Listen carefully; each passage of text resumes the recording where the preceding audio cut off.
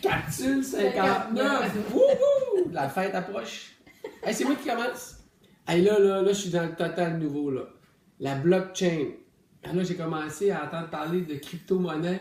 Là, ça a piqué ma curiosité. La blockchain. OK. C'est une chaîne de blocs. Mais là, OK, mais qu'est-ce que c'est ça? Ça, c'est la technologie derrière les crypto-monnaies. OK? Écoute, c'est fascinant. C'est un peu compliqué, mais bref, il faut commencer à s'y intéresser.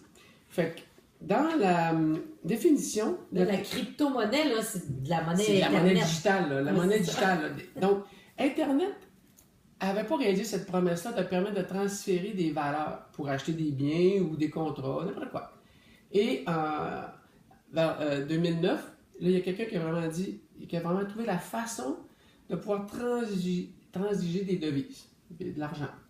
Mais ça prend un système super sécuritaire parce que est-ce que la personne qui a l'argent, elle l'a vraiment? Est-ce que la personne qui la reçoit est vraiment la vraie personne? Bref, il y avait tout un protocole de confidentialité, puis d'authenticité, puis de validation qui était très compliqué à monter pour que ça fonctionne. Et c'est ce qui a été fait.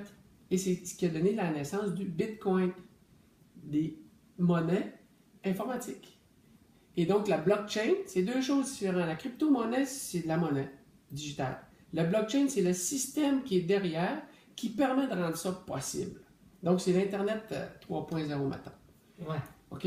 Donc, c'est quelque chose... C'est fascinant. J'avais quelque chose que je voulais lire ici.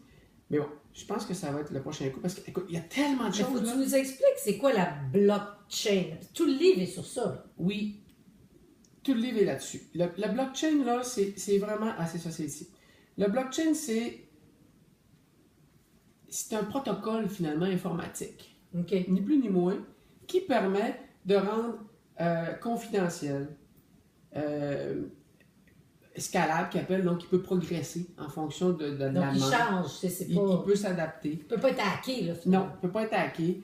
C'est quelque chose qui est partagé, donc c'est public. C'est réparti dans plusieurs ordinateurs au lieu d'un centralisé. Donc, la fraude est, on ne peut jamais dire complètement impossible, mais quasi impossible, parce qu'il y a des bouts d'informations un peu partout. Okay. Alors, c'est là-dessus que je vais continuer dans les prochaines semaines, c'est fascinant. Wow, on va apprendre beaucoup de choses. Now we're going in English? Yeah, we're going in English. I'm still with John Maxwell, The 5 Levels of Leadership. Yep. Now, I have something very interesting. I'm at level 3. So remember, the first one, it was permission. The second one was relationship. The third one is production. Okay. So now you have to lead the people into the production. So you have to make sure the vision is known. You have to make sure that you know your people and you make them work. And I'm going to talk about this specific part where you have to, you should complement one another. So we have to make a team where everybody's strong side has to be known, put together, and the job of a leader is to build a complementary team where every strength is made effective and each weakness is made irrelevant.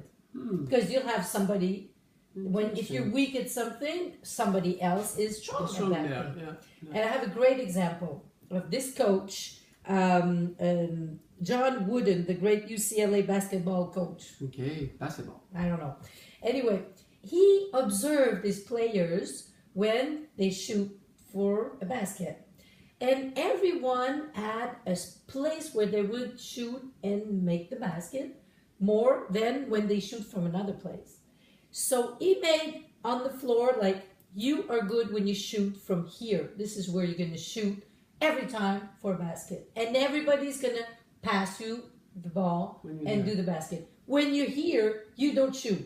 You pass. Okay. So he just like went up like this because they were scoring. And I like that because they say the goal is more important than the role. And each player has 10 hands. Okay. Because everybody, and the leader, that's what the leader does. So, and when people are willing to change, they are willing to change when they are convinced that changing will help them win. Yeah. And this is what a leader has to do. Hmm. I liked it. Yeah, it's good. Alors on dit À à demain. Bye.